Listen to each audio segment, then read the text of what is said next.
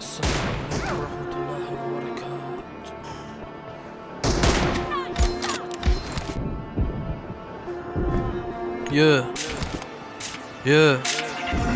رپ فارسی کوچیک بود برا پوریا، برا همه پیشرفته، برا من درجا. میزدم پروژه بریزون پشماتو با یه لنوو جی 550.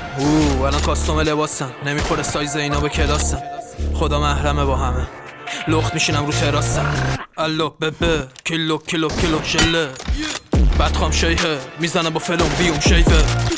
الو ببه تو صندوق کیلو کیلو جنسه.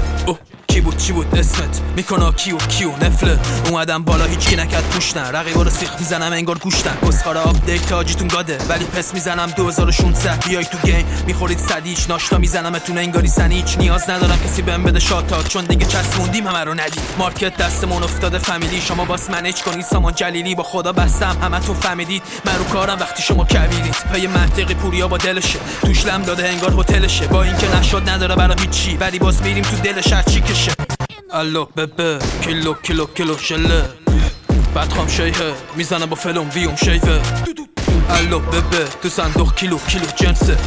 کی بود چی بود اسمت میکنه کیو نفله. الو ببه کیلو کیلو شله، بدخوام شیهه. الو ببه تو صندوق کیلو کیلو جنسه.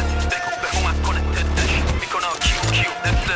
خداتون خاکی نمیگیره خودشو، سر میکشم لیوانا رو نیمه پرشو. حلواشو بخوره خواستون بگیره، شب بهم بندازه نمیبینه صبحشو. مهرا دستم بهتر از تسبیح، نمس آرتیستای دم دستی. با اینکه سخته میرم تا تشو، پوری حتی خدمت نیورد کسری. بوده تا زندگی رستم زرهی، پر بوده بگایی ولی نیست گلی. شرایط خیلی ها رو عوض میکنه، مشتری هیتر رفیقام نمی. میخورم به در بسته انگار پاپ کورن.